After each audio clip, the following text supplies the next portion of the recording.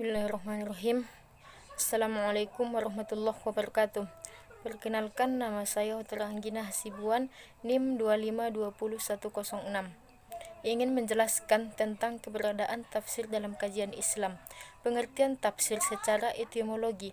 Kata tafsir berasal dari bahasa Arab yang berbentuk masdar dari kata fasyar yufassirun tafsiron, yang berarti al-bayan atau al-idah, atau disebut juga dengan penjelasan, uraian, keterangan, dan komentar. Ada juga yang mengatakan kata tafsir berasal dari kata fasyar dan tafsiroh, yang berarti pengamatan dokter terhadap air.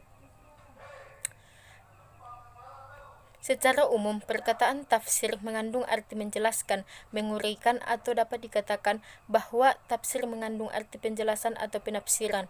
Dalam bahasa teknis, tafsir lalu digunakan dalam arti penjelasan, penafsiran, dan komentar terhadap Al-Quran yang berisi langkah-langkah untuk memperoleh pengetahuan yang berperan membantu memahami Al-Quran, menjelaskan makna dan implikasi-implikasi hukumnya.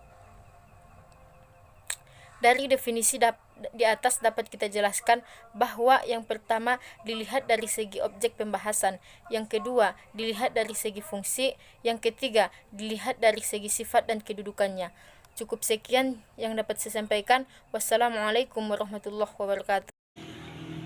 Assalamualaikum warahmatullahi wabarakatuh. Perkenalkan, nama saya Nara Efrianti, NIM 25295. Baiklah, di sini saya akan melanjutkan penjelasan materi dari teman kita Hotra Anggina. Syarat-syarat seorang mufasir. Yang pertama adalah aspek pengetahuan. Aspek pengetahuan adalah syarat yang berkaitan dengan seperangkat ilmu yang membantu dan memiliki urgensitas untuk menyikap suatu hakikat.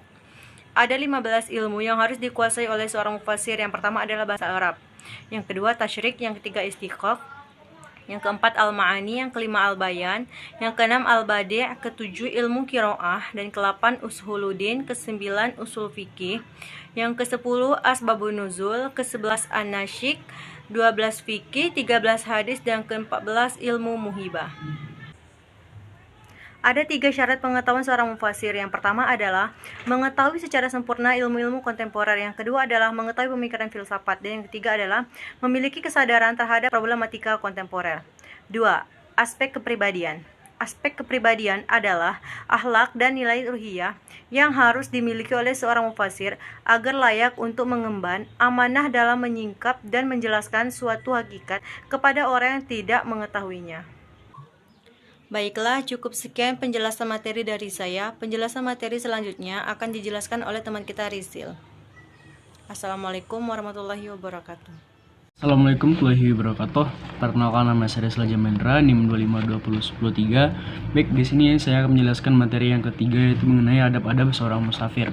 Yang pertama, Mana Khalil Al-Qatan mengatakan terdapat 11 adab yang harus dimiliki seorang musafir. Yang pertama yaitu berniat baik dan bertujuan benar. Nah, seorang musafir hendaknya mempunyai tujuan dan tekan untuk kebaikan umum, berbuat baik kepada Islam, dan membersihkan diri dari tujuan duniawi agar meluruskan langkahnya dan memanfaatkan ilmunya bagi buah keikhlasan. Kemudian yang berikutnya itu adalah berakhlak baik.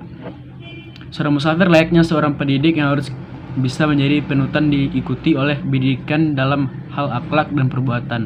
Kata-kata atau perbuatan yang kurang baik menyebabkan siswa enggan memetik manfaat dari apa yang diajarkan oleh pendidiknya, dan itu merupakan bentuk dari adab seorang musafir.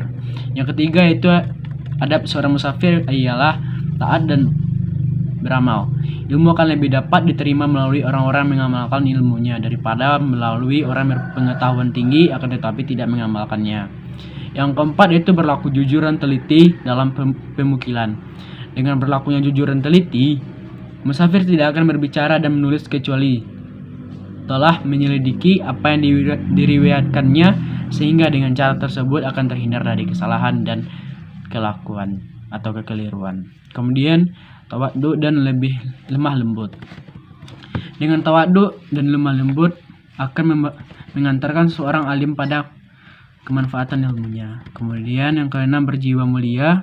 Seharusnya orang alim menjauhkan diri dari hal-hal yang remeh seperti tidak mengelilingi pintu-pintu kebesaran dan penguasaan bagi peminta-minta yang buta.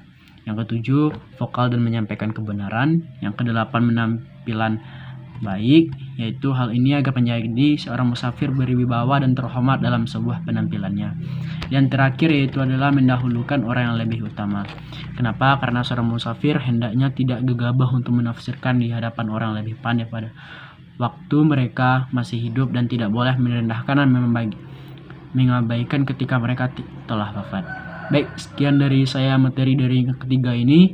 Assalamualaikum warahmatullahi wabarakatuh.